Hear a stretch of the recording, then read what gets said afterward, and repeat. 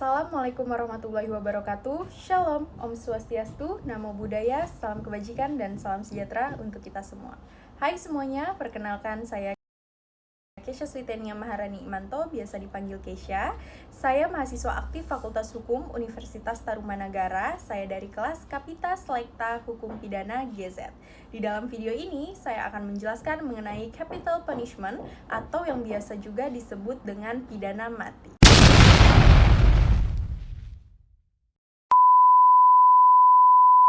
Dalam sejarah pemidanaan, pidana mati lahir bersama-sama dengan lahirnya kita sebagai manusia di muka bumi ini.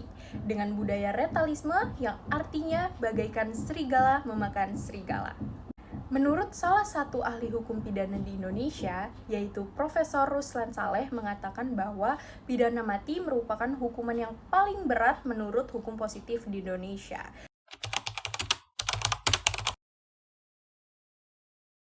Bagi kebanyakan negara, hukuman mati itu artinya kultur historis. Kenapa seperti itu? Karena kebanyakan negara-negara di luar sana tidak lagi mencatatkan hukuman mati ke dalam kitab undang-undang hukum pidananya. Sebelum saya menjelaskan ke yang lebih inti lagi mengenai hukuman mati, saya akan terlebih dahulu menjelaskan jenis-jenis pidana yang terdapat di dalam kitab undang-undang hukum pidana atau yang biasa kita sebut juga dengan KUHP. Nah, sebelumnya kita cari tahu dulu nih, KUHP itu apa sih? Jadi, KUHP itu adalah undang-undang yang mengatur tentang perbuatan pidana dan sanksi yang dikenakan kepada si pelaku yang melakukan tindak pidana di Indonesia. Seperti itu, pemirsa.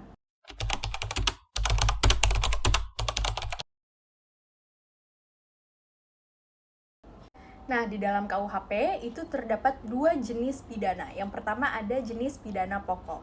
Di dalam jenis pidana pokok itu sendiri juga terdapat lagi jenis-jenis pidana. Seperti yang pertama ada pidana mati atau yang lagi kita bahas sekarang hukuman mati. Pidana mati atau hukuman mati adalah pidana yang dijatuhkan kepada si pelaku kejahatan yang melakukan tindakan kejahatan yang sangat serius.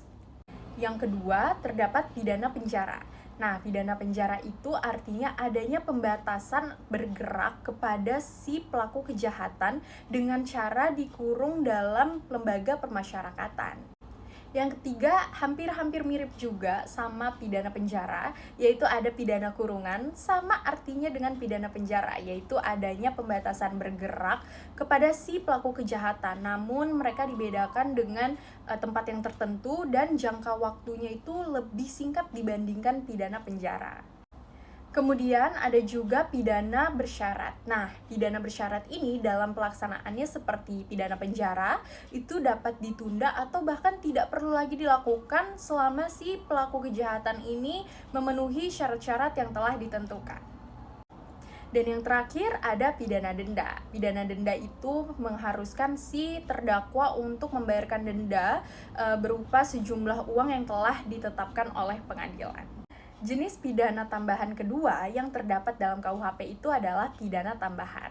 Nah, pemirsa, di dalam pidana tambahan juga terdapat berbagai jenis pidana lagi. Seperti yang pertama ada pencabutan hak-hak. Pencabutan hak-hak itu adalah maksudnya dicabutnya hak-hak yang dimiliki oleh si terdakwa. Yang kedua ada perampasan barang-barang, di mana barang-barang yang dimiliki atau bahkan yang diperoleh si pelaku kejahatan dari tindakan kejahatan yang ia lakukan itu harus dirampas oleh negara. Dan yang terakhir atau yang ketiga ada pengumuman putusan hakim. Ini di mana sanksi yang diberikan kepada si terdakwa itu adalah terdakwa harus mengumumkan kepada masyarakat mengenai hasil putusan hakim. Pemirsa, tadi saya sudah menjelaskan terlebih dahulu mengenai jenis-jenis pidana apa saja yang terdapat dalam KUHP. Sekarang saya akan masuk ke yang lebih inti dalam menjelaskan hukuman mati atau pidana mati. Hukuman mati merupakan hukuman yang diberikan kepada pelaku kejahatan yang melakukan tindakan kejahatan yang serius, di mana hukuman ini dijalankan dengan cara menghilangkan nyawa dari si pelaku kejahatan tersebut. Tadi sebelumnya saya sudah menyebutkan bahwa hukuman mati ini diberikan kepada si pelaku kejahatan yang melakukan tindakan kejahatan serius. Nah, serius itu seperti apa sih contohnya? Serius itu contohnya seperti pembunuhan berencana, terorisme, pengkhianatan kepada negara, dan lain sebagainya. Namun ternyata pidana mati ini justru masih menjadi perdebatan-perdebatan di negara-negara luar sana. Kenapa seperti itu? Karena negara-negara di luar sana menganggap bahwa pidana mati ini menyangkut isu keadilan, mengambil hak asasi manusia, dan juga ketidakefektivitasannya dalam mencegah kejahatan. Jadi bisa dibilang banyak negara-negara juga yang masih tidak setuju dengan adanya pidana mati. Sama halnya dengan salah satu ahli hukum di Italia, yaitu Beccaria. Pada abad ke-18, beliau waktu itu mencela pidana mati. Dan pada saat itu bertepatan dengan kasusnya seseorang yang bernama Jean Calas di Paris. Ia mendapatkan tuduhan telah membunuh putranya sendiri. Padahal ternyata pemirsa, ia terbukti tidak melakukan pembunuhan terhadap putranya sendiri, melainkan orang lainlah yang telah membunuh putranya. Dan dari situlah muncul pernyataan bahwa jangan sampai pengadilan keliru dalam menetapkan pidana. Pihak yang pro atau setuju terhadap adanya pidana mati ini mendasarkan pidana mati ini terhadap realita yang aktual. Maksudnya adalah pidana mati ini masih sangat dibutuhkan, diperlukan untuk menegakkan prinsip-prinsip keadilan. Karena ada suatu kekhawatiran yang apabila tidak ada hukuman mati, maka tindakan-tindakan kejahatan itu pasti akan menjadi merajalela. Wiryono Projodikoro dalam bukunya Asas-Asas Hukum Pidana di Indonesia mengemukakan tujuan menjatuhkan dan menjalankan hukuman mati itu lebih ke arah halayak ramai. Kenapa seperti itu? Kenapa kepada halayak ramai? Karena agar mereka lebih berpikir lagi untuk melakukan tindakan-tindakan kejahatan, perbuatan-perbuatan yang kejam. Jadi mereka bisa mengurungkan niat mereka untuk melakukan perbuatan-perbuatan itu, dan mereka akan lebih takut terhadap ancaman hukuman mati. Jadi inilah kenapa juga pada zaman dahulu sudah banyak diterapkan hukuman mati di muka umum. Kemudian kita masuk ke pembahasan mengenai kelompok yang pro, yang setuju dengan pidana mati. Yaitu ada dua orang, yang pertama ada Lombroso dan yang kedua ada Garofalo. Dua orang inilah yang setuju, yang membela pidana mati karena hukuman mati itu dianggap sebagai alat yang mutlak yang harus dijalankan oleh masyarakat untuk melenyapkan individu yang mungkin tidak bisa lagi diperbaiki.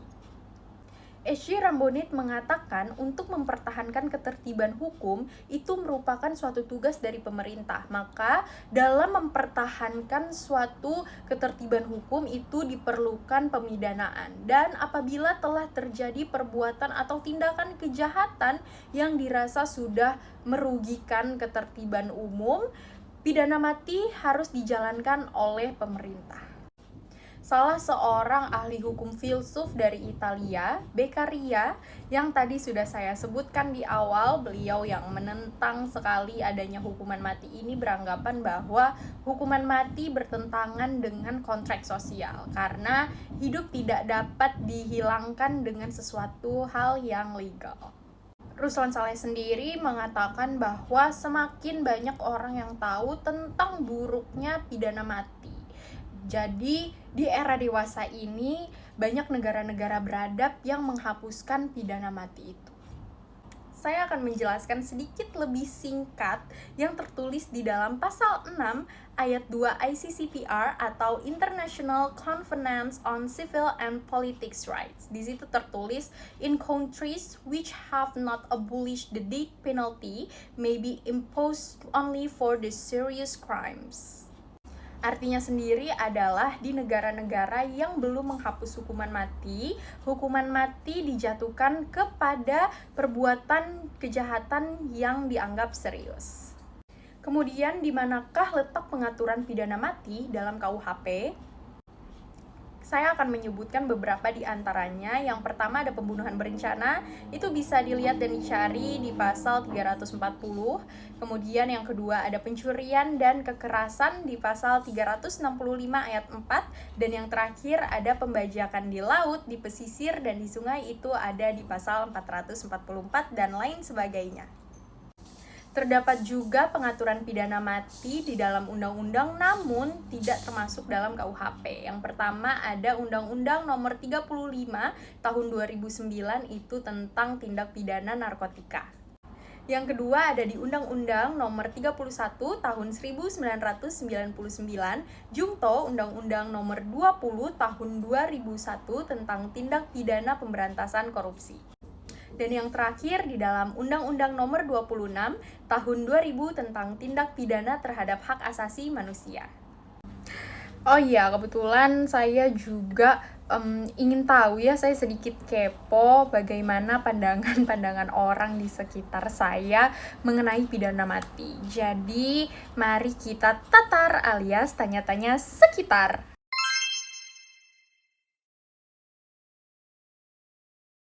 Nah, semuanya aku sekarang udah sama narasumber pertama aku untuk mencari tahu apakah narasumber aku pro atau kontra terhadap adanya hukuman mati. Sekarang aku akan mencoba.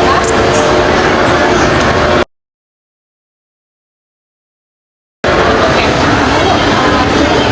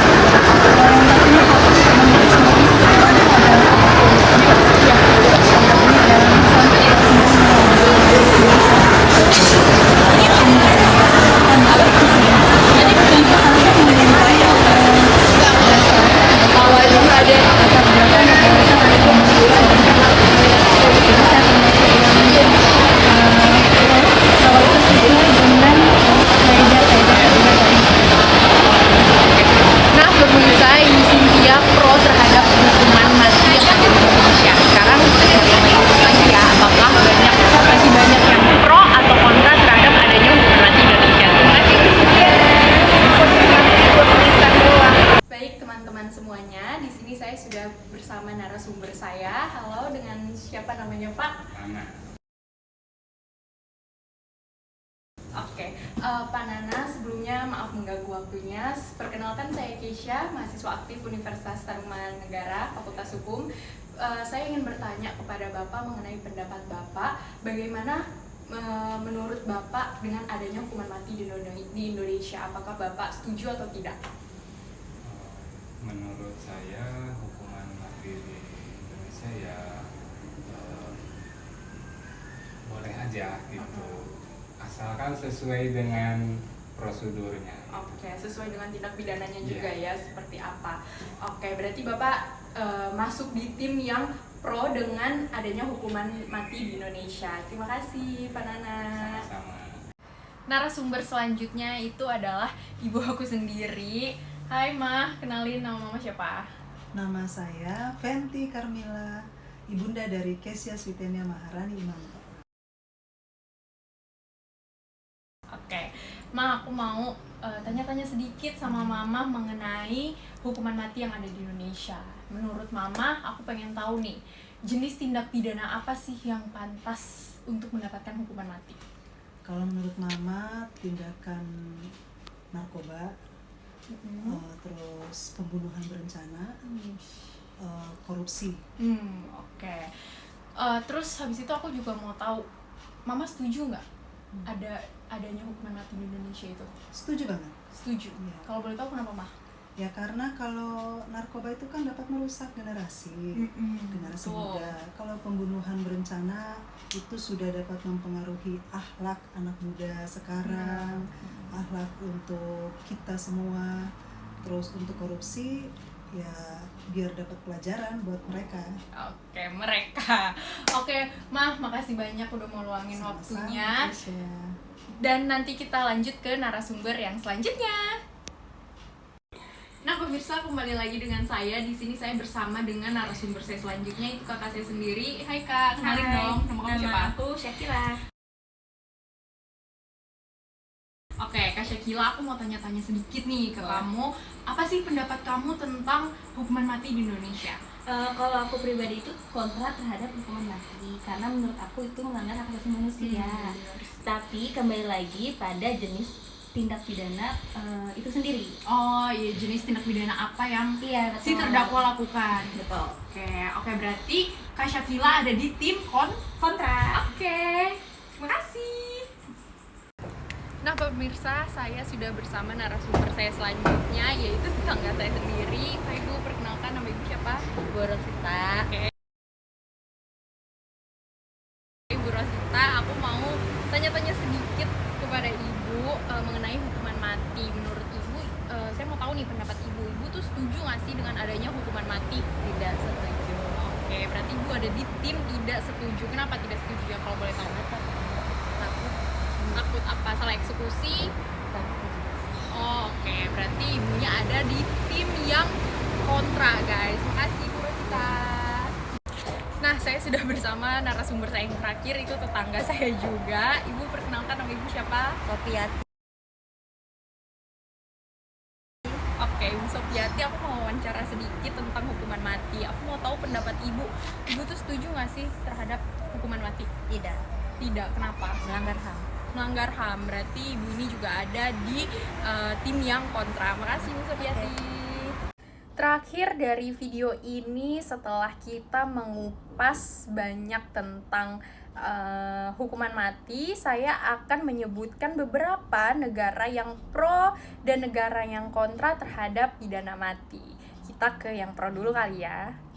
Beberapa negara-negara yang setuju dengan adanya pidana mati adalah yang pertama Tiongkok atau Cina. Ini salah satu negara dengan jumlah eksekusi narapidana terbanyak loh di dunia, walaupun memang seringkali jumlahnya dirahasiakan. Yang kedua ada Arab Saudi. Arab Saudi juga masih aktif menggunakan hukuman mati, terutama untuk yang melanggar hukum syariah. Dan yang terakhir ada Amerika Serikat. Ini di beberapa bagian negaranya seperti Texas dan Florida itu masih menggunakan pidana mati, namun di beberapa bagian negara lainnya itu sudah menghapuskan pidana mati. Kemudian ada beberapa negara yang pastinya kontra terhadap pidana mati, yaitu yang pertama ada Norwegia. Ini menghapuskan pidana mati dan menggantikan dengan rehabilitas kepada narapidana. Terus habis itu yang kedua ada Argentina yang menghapuskan untuk semua jenis kejahatan. Terus yang ketiga atau terakhir ada Filipina. Saya rasa sudah cukup pertemuan kita kali ini dalam video ini dengan penjelasan mengenai capital punishment atau pidana mati. Terima kasih yang sudah meluangkan waktunya sejenak. Semoga video ini bermanfaat. Saya Keisha, saya pamit undur diri. Terima kasih. Wassalamualaikum warahmatullahi wabarakatuh.